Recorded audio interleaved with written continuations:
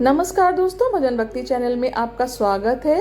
रामचंद्र जी के जन्म की कथा तो आप सभी ने बहुत बार सुनी होगी, लेकिन इस वीडियो में आज हम जानेंगे राजा दशरथ जी के बारे में कि राजा दशरथ का जन्म कैसे हुआ। लेकिन वीडियो में आगे बढ़ने से पहले आप सभी से विनम्र निवेदन है कि जिन्होंने अभी तक मेरे चैनल को सब्सक्राइब नहीं किया, कृपया करके मेरे चैनल को सब्सक्राइब कर लीजिए, क्योंकि मेरे चैनल पर हिंदू धर्म से संबंधित सभी व्रत, तीज त्योहार की कथा, कहानी और जानकारियां आपको हमेशा मिलती रहेंगी। तो चलिए जानते हैं महाराज दशरथ के जन्म की कहानी। महाराज दशरथ का जन्म एक बहुत ही अद्भुत घटना है। राजा दशरथ का जन्म इक्ष्वाकु वंश में हुआ था। राजा अज और रानी इंदुमती के पुत्र के रूप में उनका जन्म हुआ था। पौराणिक धर्म ग्रंथों के आधार पर बताया जाता है कि एक बार राजा अज दोपहर की वंदना कर रहे थे। उस समय लंकापति रावण उनसे युद्ध करने के लिए आया और दूर से उनको वंदना करता हुआ देख रहा था। राजा अज ने भगवान शिव की वंदना की और जल आगे को समर्पित करने के बजाय पीछे को अर्पित कर दिया। यह देखकर रावण को बड़ा ही आश्चर्य हुआ और वह युद्ध करने से पहले राजा अज के सामने पहुंचा तथा पूछने लगा कि हमेशा वंदना करने के पश्चात जल का अभिषेक आगे किया जाता है, ना कि पीछे। इसके पीछे क्या कारण है? राजा अज ने कहा, जब मैं आंखें बंद करके ध्यान मुद्रा में भगवान शिव की अर्चना कर रहा था, तभी मुझे यहाँ से 1 योजन दूर जंगल में एक गाय घास चरती हुई दिखी और मैंने देखा कि एक सिंह उस पर आक्रमण करने वाला है। तभी मैंने गाय की रक्षा के लिए जल का अभिषेक पीछे की तरफ किया। रावण को यह बात सुनकर बड़ा ही आश्चर्य हुआ। रावण 1 योजन दूर वहां गया और उसने देखा कि एक गाय हरी घास चर रही है, जबकि शेर के पेट में कई वाण लगे हैं।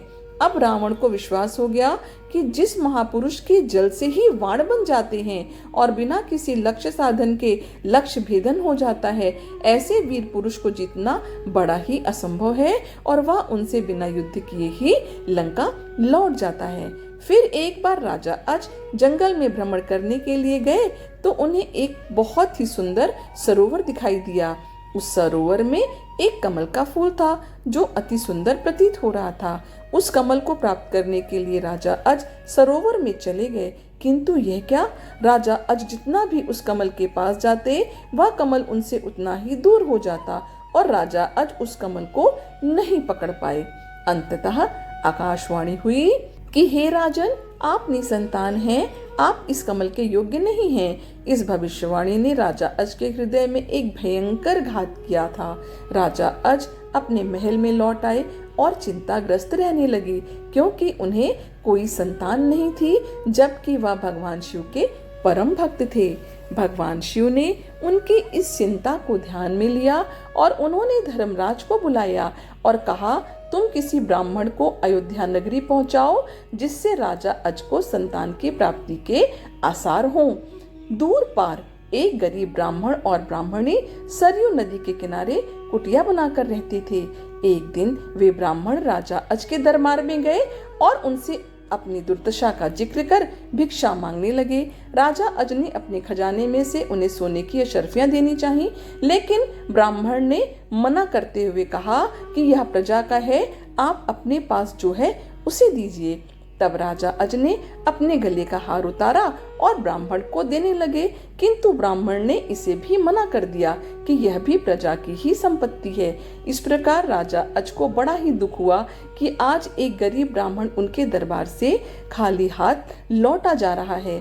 तब राजा अज शाम को एक मजदूर का वेश बनाते हैं और नगर में किसी काम के लिए निकल पड़ते हैं। चलते चलते वह एक लोहार के यहाँ पहुँचते हैं और अपना परिचय बिना बताए ही वहाँ उससे विनय करके काम करने लग जाते हैं। पूरी रात को हथौड़े से लोहे का काम करते हैं, जिसके बदले में उन्हें सुबह 1 टका मिलता है। राजा 1 टका लेकर ब्राह्मण के घर पहुँचते हैं, लेकिन वहाँ ब्राह्मण नहीं मिलते हैं। उन्होंने वह 1 टका ब्राह्मण की पत्नी को दे दिया और कहा कि इसे ब्राह्मण को दे देना। जब ब्राह्मण आया तो ब्राह्मण की पत्नी ने वह टका ब्राह्मण को दिया और ब्राह्मण ने उस टके को जमीन पर फेंक दिया। तभी एक आश्चर्यजनक घटना हुई। ब्राह्मण ने जहाँ टका फेंका था वहाँ गड्ढा हो गया। ब्राह्मण ने उस गड्ढे को और खोदा तो उसमें से सोने का एक रथ निकला तथा आसमान में वो चला गया। इसके पश्चात ब्राह्मण ने और खोदा तो दूसरा सोने का रथ भी निकला और वो भी आसमान की तरफ चला गया। इसी प्रकार से 9 सोने के रथ निकले और सब आसमान की तरफ चले गए। और जब 10वां रथ निकला तो उस पर एक बालक था और वह रथ जमीन पर ही आकर ठहर गया। ब्राह्मण उस बालक को लेकर राजा अज के दरबार में पहुंचे और कहा, इस पुत्र को स्वीकार कीजिए, यह आपका ही पुत्र है जो 1 टका से उत्पन्न हुआ है। इसके साथ में सोने के 9 रथ निकले जो आसमान में चले गए, जबकि यह बालक 10वें रथ पर निकला, इसलिए यह रथ तथा यह पुत्र आपका है। इस बालक के 10वें रथ पर निकलने के कारण इनका नाम दशरथ रखा गया। इस प्रकार से दशरथ जी का जन्म हुआ। आशा करती हूँ यह जानकारी आपको पसंद आई होगी। यदि वीडियो पसंद आया हो तो इसे लाइक करिए, इसे अपनी फैमिली और फ्रेंड के साथ शेयर भी करिए। यदि कोई और कथा और कहानी आप जानना चाहते हैं तो कमेंट बॉक्स में अवश्य लिखिए। ईश्वर की कृपा आपके ऊपर हमेशा बनी रहे। आपका दिन शुभ हो। धन्यवाद।